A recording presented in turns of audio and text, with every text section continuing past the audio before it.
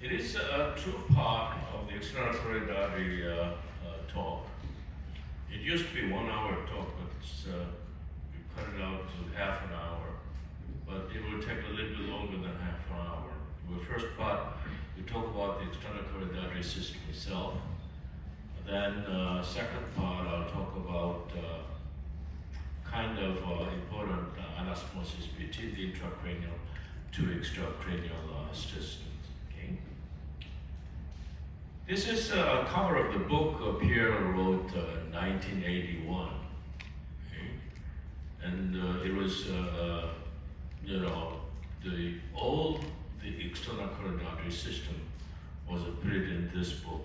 And, what he knew about it, what he understood about it, and he put in everything in this book.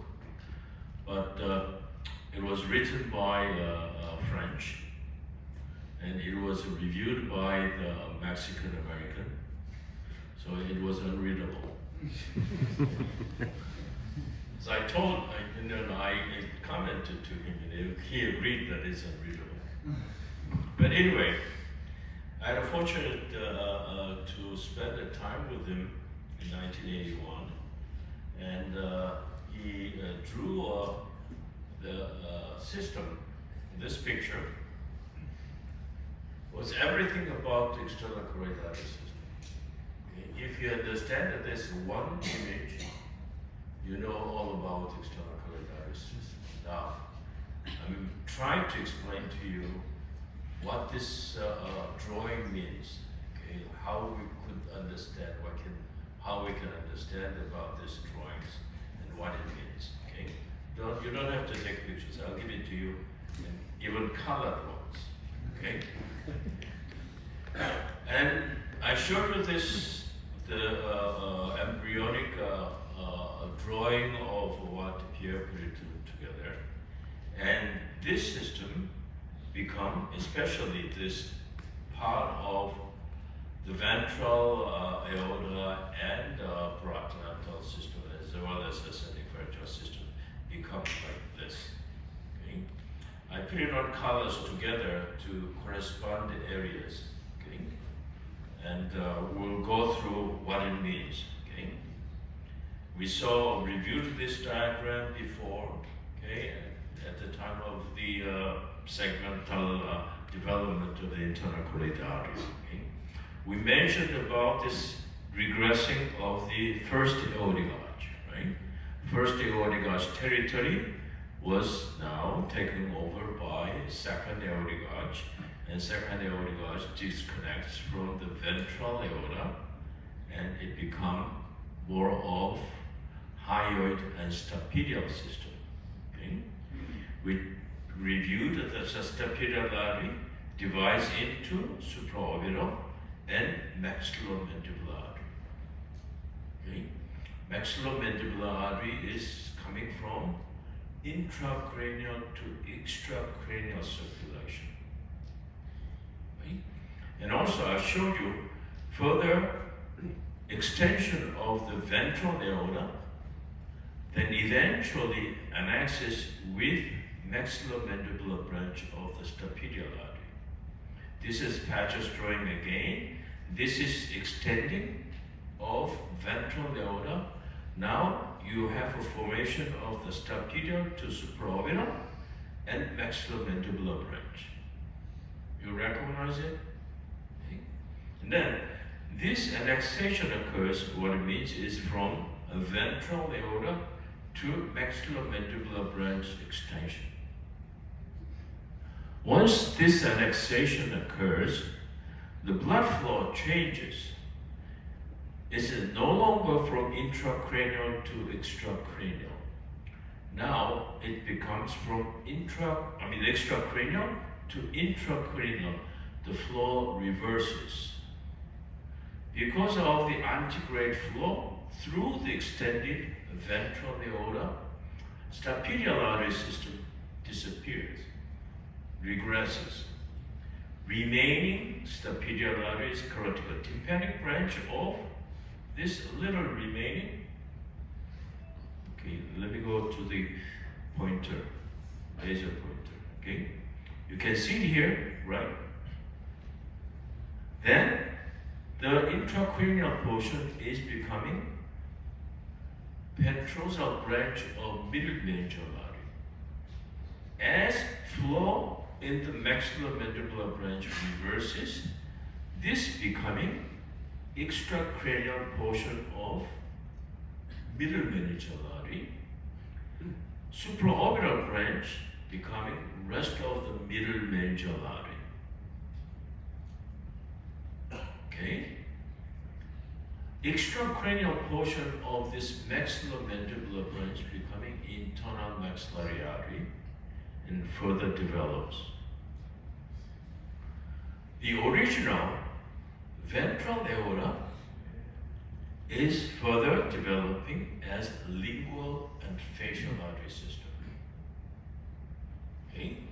You can see it here. This is the development of external carotid artery system. So we are from here.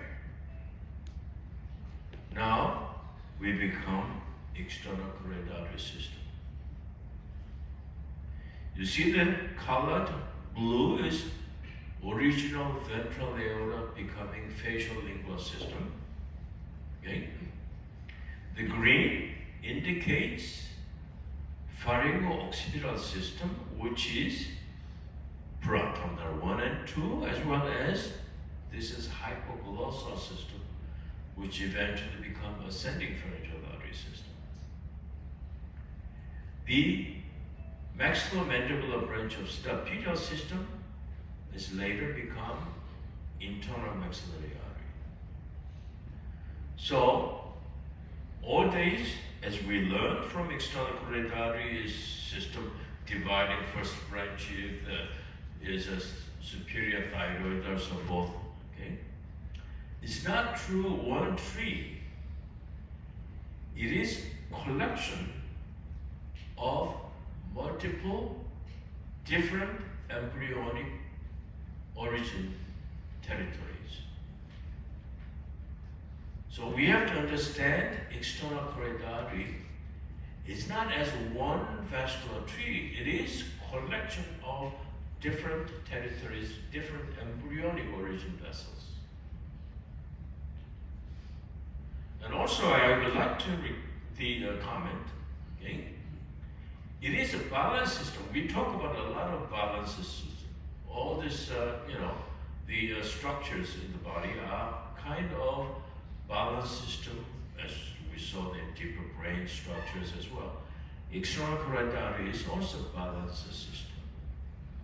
For example, in superficial territories, it's between the superficial temporal, posterior auricular, and occipital artery. These are the balance. If occipital artery is dominant, posterior auricular or superficial temporal may be small. If superficial temporal is dominant, the other system is, smaller. I mentioned any surviving tissue, as distal goes, less variations. More proximally, we have more variations because the structure grabs any root, okay, at the given time. And also, any structure which must have blood supply. This is what? Meningioma, right? Meningioma is a vascular tumor, right? It must have obvious vascular supply from any sources. But if you look at it, this is internal carotid artery, this is external carotid artery. External carotid artery, we expected this will supply via middle meningeal artery. However, look at the middle meningeal artery, very small. So territory, parasagittal territory of convexity, took supply, source of the supply from different areas because this is pretty small. So what do we have? Occipital artery, emissary artery, and which is supplying the middle meningeal artery territory. Okay. You understand? Any structure which grabs supply, source of supply when it needed, or was at a given time is dominant artery, taken over from there. I showed this picture before. Large middle meningioma. Look at the external carotid artery. Because there is no development of middle meningeal artery from the internal maxillary artery, we know the anastomosis occurs between the middle meningeal artery to ophthalmic artery. That's why middle meningeal artery is originating from the ophthalmic artery through superior ophthalmic fissure. Alan Taylor showed many times. This is recurrent, so-called recurrent meningeal artery. Okay? And also, in adult acquired situation, some of that vascular system is connected to each other. This is a patient who had a phase the arteriovenous malformation of the soft palate and hard palatal areas. Okay? When she was teenager, she had a ligation of ipsilateral facial artery, which was supplying facial lingual artery, which was supplying this arteriovenous malformation. You see what happened? There's a supply coming from ipsilateral collaterals, and as well as contralateral lingual arteries reconstituting completely the supply. Unless you get rid of pathology itself, that always have connections to the specific areas from different territories. Look over here. We have occlusion of brachiocephalic artery, right? You see this. What it is supplying is now vertebral artery. Contralateral vertebral artery goes down all the way and reconstituting occluded segment, distal to occluded segment of brachiocephalic artery. Now internal carotid artery is also filling from this. Okay. About this, patient has complete occlusion of common carotid artery. Now common carotid artery is reconstituted, okay, through all these collaterals, C1, C2, C3 level, reconstituting occipital and semipharyngeal artery system, which eventually reconstituting the whole thing. This patient had complete occlusion of common carotid artery on the left side. Now is reconstituted through all these collaterals. Collaterals do exist all over the body. Okay.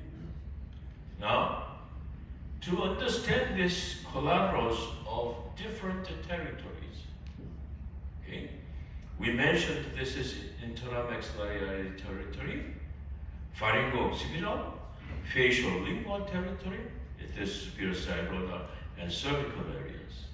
Okay. When I was spending time with a peer in 1981, oh no, actually 1982, we went over his initial textbook page by page for me to understand, and we made finally this drawing. Okay. When we put it together, this internal maxillary, facial lingual, pharyngo-occipital, and cervical and thyroidal areas. Okay, this is the actual drawing, exactly the simplified territories. If you look at it, these territories, between these territories, there are so many collaterals do exist. Okay. To understand that these collaterals between the territories, we divide it in different anastomotic patterns. Okay. First, we have these boundaries to different territories. Let's look at it: facial, and internal maxillary artery. There's a bridges between these two territories. It works as a bridge. You see, this is injection of the internal maxillary artery. Now you feel the facial artery injection. You have jumped over and filling the internal maxillary artery. This was working as bridges between the two territories. Another pattern of the anastomosis, what you call this area of hemodynamic balance. Hemodynamic balance areas are where different territories meet at the corners.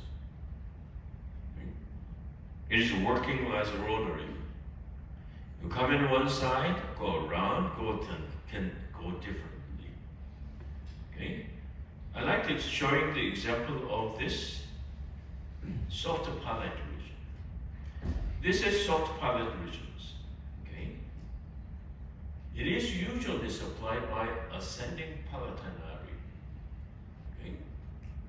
Ascending palatine artery is typically at the soft palate level, this curve. Now, ascending palatine artery is filling descending palatine artery and distal internal maxillary artery. Even you can see the filling of palatine arteries. Okay, and you can see ascending pharyngeal artery. This is mid-pharyngeal artery filling soft palate and portion of ascending palatine artery territory, and you can see the descending palatine artery is retrograde filling it. Okay. Same thing in the cavernous sinus region. We'll talk about the dangerous anastomosis, but you can see filling through the infralateral trunk, filling of this accessory, the artery from rotundum, accessory meningeal, middle meningeal artery. You can see the reconstitution of this infralateral trunk through this accessory meningeal as well as middle meningeal artery or artery from rotundum, as you can see here. Other areas, see three areas. Okay? In patient with paraganglioma and angioglyphosa, you can see the filling of different areas, okay, and circulate on the corners at one point. After the embolization, you can certainly demonstrate anastomotic point of the C3 at these areas. Okay.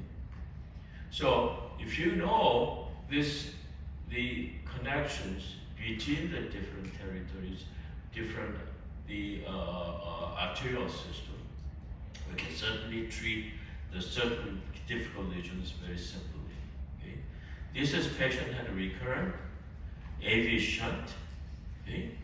And transverse sinus, you can see supply coming from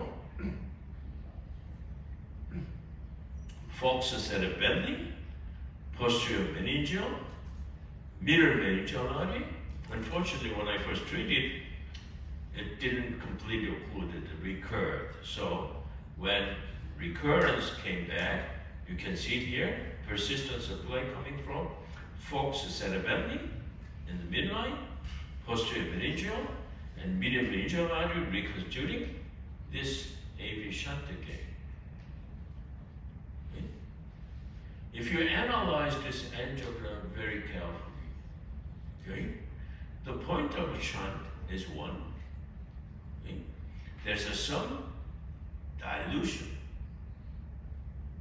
of contrast. It means something else is connected to there. You can see there are a lot of anastomotic channels, variations in posterior fossa.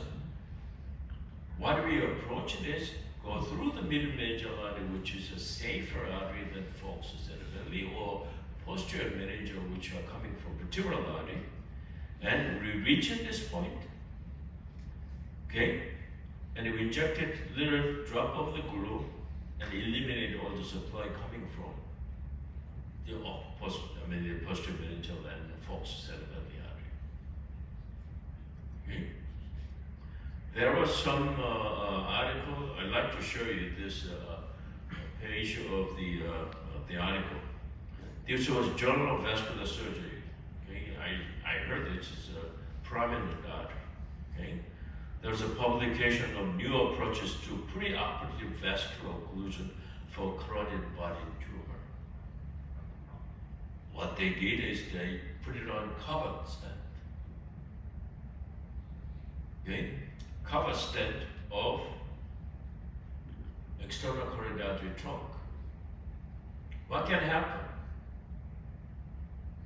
Does it eliminate the vascular supply to the carotid body tumor? So I mentioned earlier, okay, it depends who writes the article, who reviews the article. Okay? So this is absolutely false. Okay? So there are many channels which reconstitute certain vessels and connections. Okay, I want you to understand from there to there. Okay, it's more simplified picture, and I hope you can utilize these two diagrams, two drawings, and to understand external carotid artery system. Any questions so far? All right. What I'll do is I will put this few drawings and put it on the computer in the back room. So anybody who wants it, you can download it. Okay. Now, although it's a so-called dangerous anastomosis, I don't know. If you know, it's not dangerous. If you don't know, it's dangerous. Okay? So I want to know important anastomosis between intracranial and extracranial. Okay? What we saw in diagram, we have boundaries of between the internal carotid artery territory and vertebrobasilar system. Okay? So this is the the line which carries certain dangers. Okay? Then these are the anastomosis. Okay, we're gonna go over individual areas of anastomosis. First, we go over orbit and cavernous sinus and lower cranial cervical areas. Okay. You saw this drawing already. Alan showed you beautifully what this drawing means. Ophthalmic artery goes in from internal carotid artery. It goes through the optic canal and supplies orbital content, okay, including globe. There are several times you already saw opacification of ophthalmic artery when we injected external carotid artery. Okay.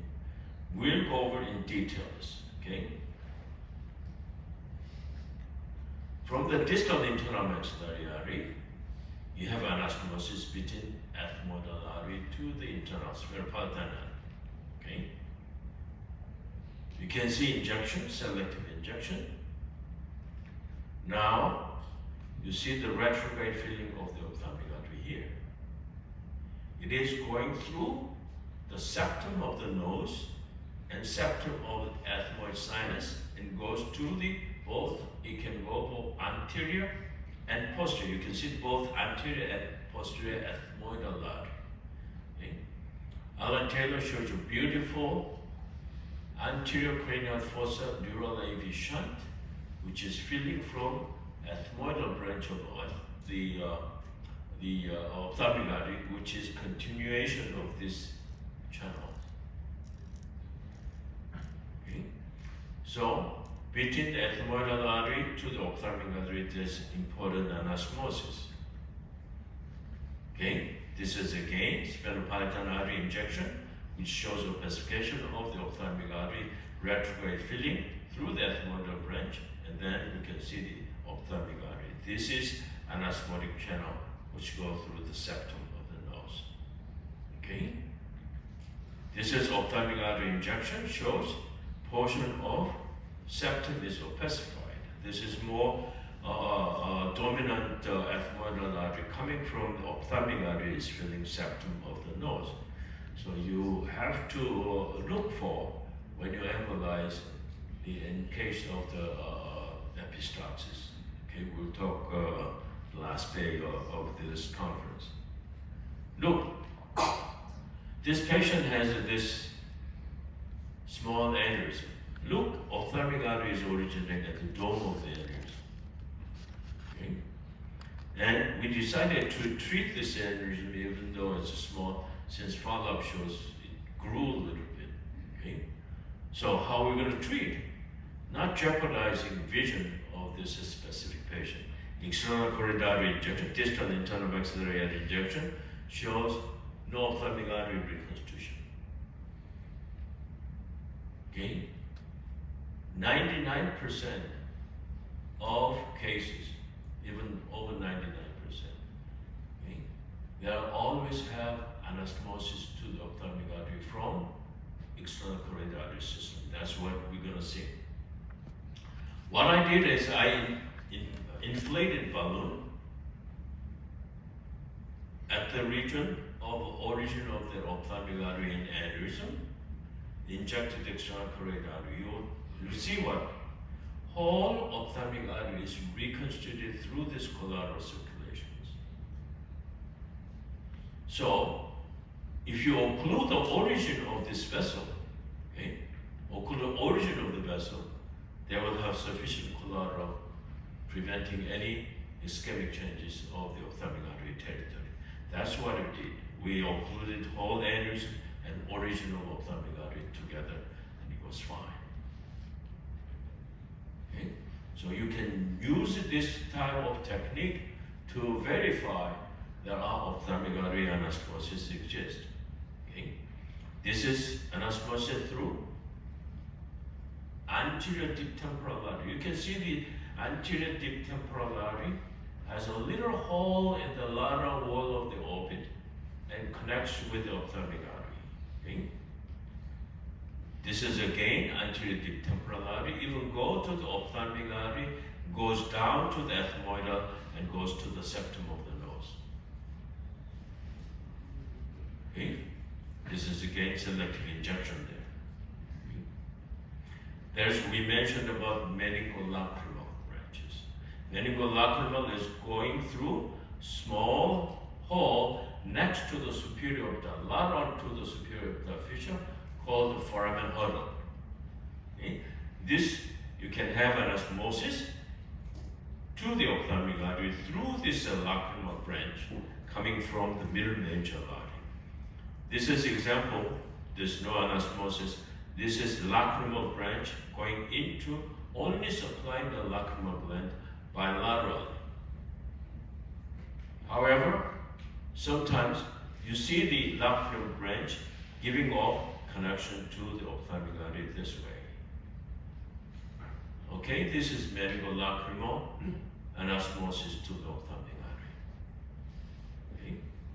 More common anastomosis is what we see is recurrent meningeal artery.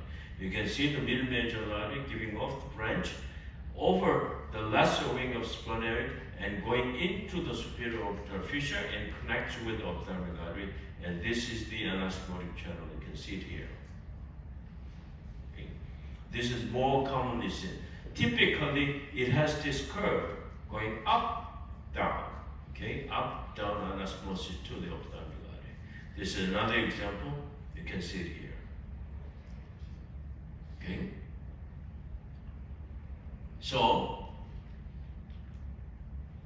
what Toronto group showed the first day, this still phenomenon of ophthalmic artery, I have a hard time to believe that. No, I'm not criticizing, but that's my opinion. Okay. Sometimes ophthalmic artery can come from, I showed you this, from the middle meningeal artery, and there is another anastomotic channels, what Philippe showed you already, from superficial temporal artery to superior palpebral branch going to the ophthalmic artery You can see the ophthalmic artery going backward and filling ophthalmic artery and then reconstructing portion occluded segment of the internal carotid artery this way. Okay. This is an example coming from again, okay, facial artery. Even facial artery is going to the ophthalmic artery this way. Okay. This is again.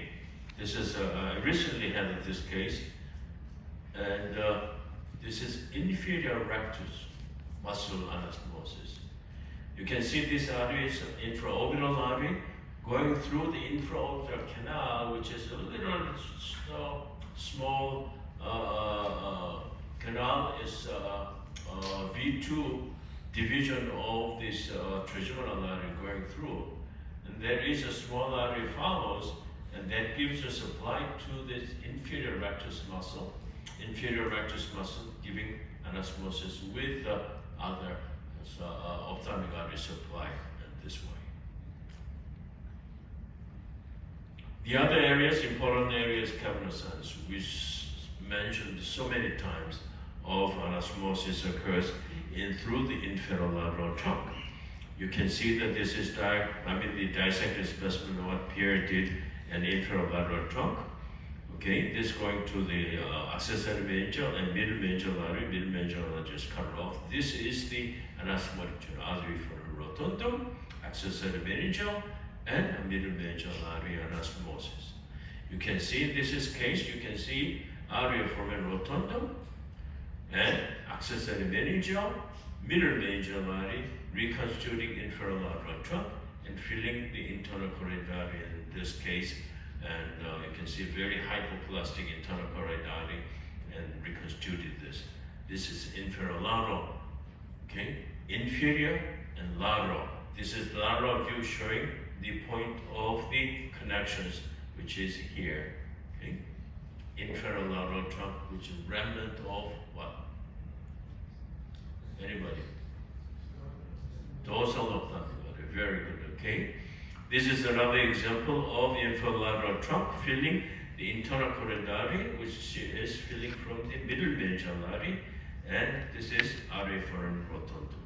In this specific case, this is again artery foramen rotundum, inferolateral trunk, and internal carotid artery connections. Okay, reversed as same thing: internal carotid artery, inferolateral trunk, and external carotid artery trunk. This is a patient, I couldn't go through this outflow, so I occluded this internal carotid artery as well. And now, follow-up study shows accessory meningeal artery reaching the inferolateral trunk, and ophthalmic artery is filling through this inferolateral trunk, probably remnant of the dorsal ophthalmic artery and filling the ophthalmic artery this way. Okay? So, inferolateral trunk. Okay, and this is a more of recurrent meningeal artery supply. This you can see the two different ways.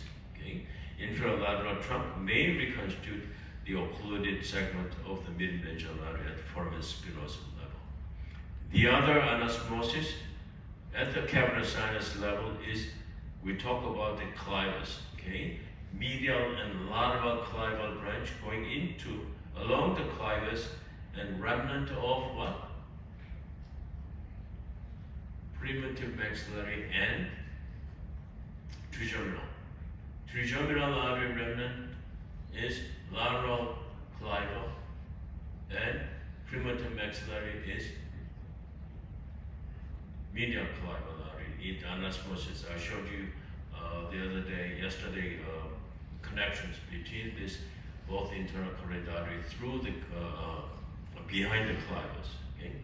The other anastomosis is going through the foramen lacerum, recurrent artery foramen lacerum, okay, and superior pharyngeal artery giving off carotid branch, which is anastomotic to the cavernous sinus internal carotid artery, okay, and through this foramen lacerum, recurrent foramen lacerum branches, okay. This is again, you can see ascending pharyngeal artery injection showing the clival branch, okay, reaching the point of the internal carotid artery, and this is superior pharyngeal artery giving off carotid branch, carotid branch connecting to arteria foramen lacerum. Okay? Okay? This is giving off the medial clavicular artery. You can see the ascending pharyngeal artery injection, hypoglossal branch giving off this branch, and follows clivus, and even reaching the opposite side, the medial clavicular branch supplying this AV shunt and transverse sigmoid junction of dural sinus. The other areas are lower cranial nerve areas, C1, C2, C3 levels. Okay, that's important. I showed this picture of persistent hypoglossal artery, right? Internal carotid artery is giving off hypoglossal branch, giving to the vertebral artery. Okay, this is paratontal 1, right? Occipital artery giving off vertebral artery through the C1. This is embryonic paratontal 1. And that paratontal 1 remaining anastomosis, what we see is a C1. This is injection of external carotid vertebral artery, filling C1 anastomosis and vertebral artery. Occipital vertebral artery. Okay, vertebral artery injection shows C1 anastomosis to the occipital artery. Okay? This is C1 anastomotic channels. Again, this is a good example. We just showed you vertebral artery injection, C1, occipital artery injection, C1, vertebral artery. Okay? This is C1, C2, okay?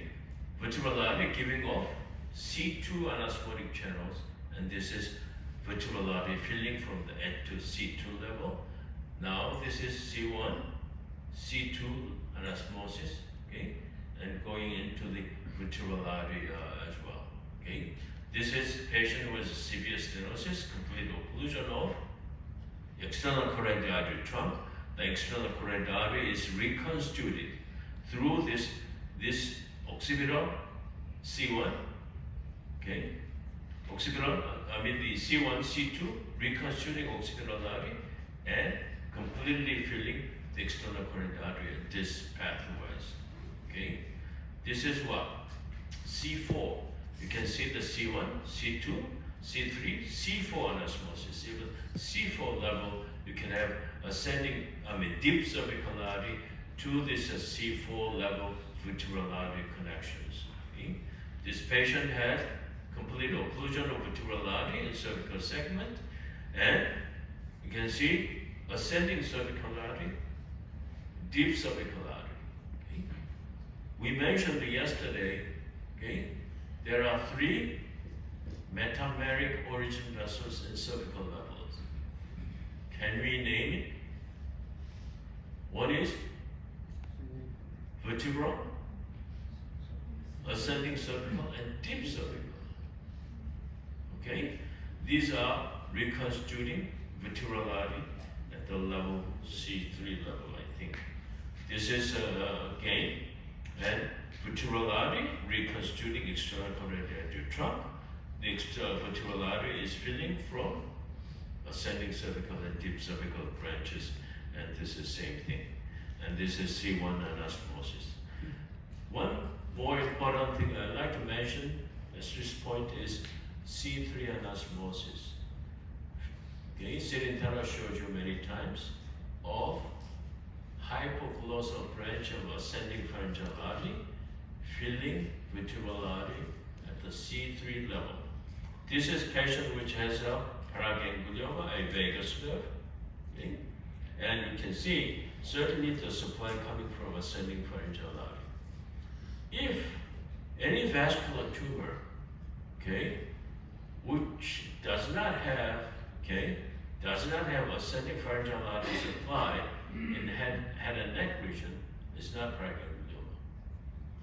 All the paraganglioma always have supply, okay, in this skull base area, supply coming from ascending pharyngeal artery, except the laryngeal. Laryngeal is not coming from the ascending pharyngeal artery. Okay? Anyway, you can see the supply coming from vertebral artery injection. This is C3 level, going through the odontoid process and connects to the hypoglossal branch of ascending pharyngeal artery, so-called C3 anosmosis. This is the anosmotic channel. Okay, you can show here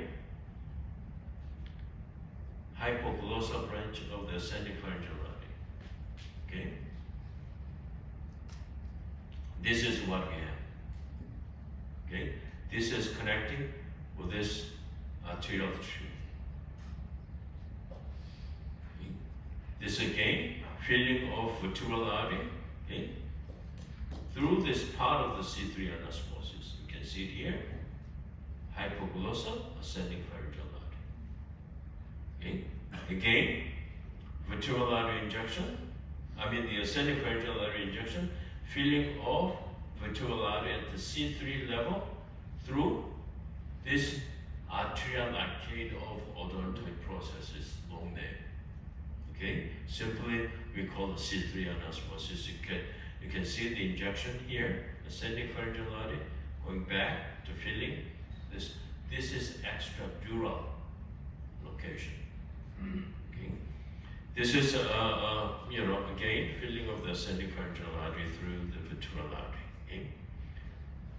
Last part of this talk is the skull base. There are 3 arteries in skull base. Okay. We talk about this arteria firma rotundum. At the skull base, when I'm talking about running AP direction. Okay? This is arteria firma rotundum. Okay? It's intracranial. There is one pterygovaginal artery which runs at the skull base. The third one is Vidian artery, which going through body of sphenoid bone. There's a tiny little hole at the bottom of the sphenoid bone. It connects to internal carotid artery to distal internal maxillary artery. Let's look at it. Okay, we're not going to show the artery from rotundum. We saw it several times already. This one, look at it. This internal maxillary artery territory, there's a distal branch, is not there. It is supplying through internal carotid artery. What this branch is? What is it? This is skull base.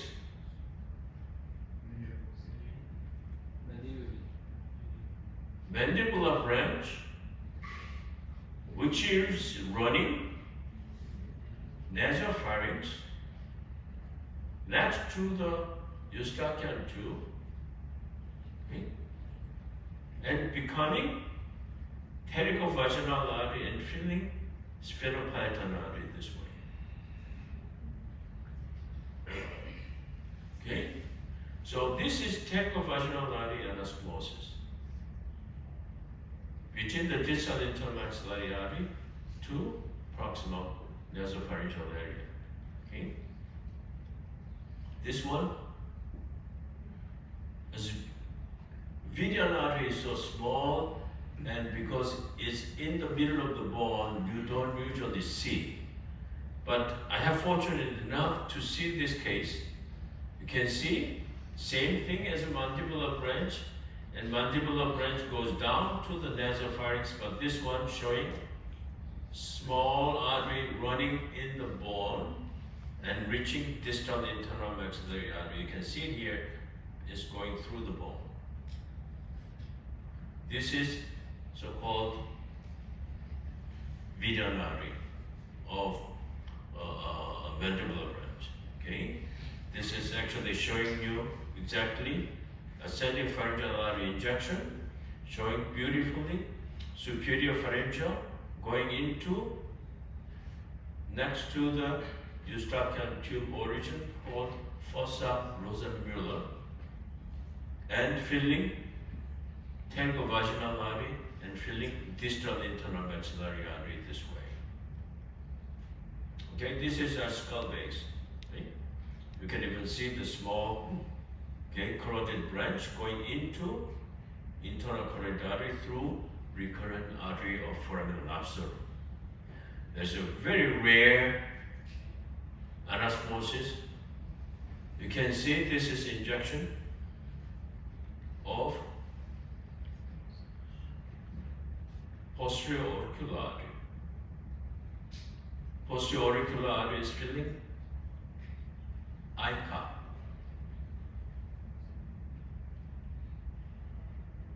Okay?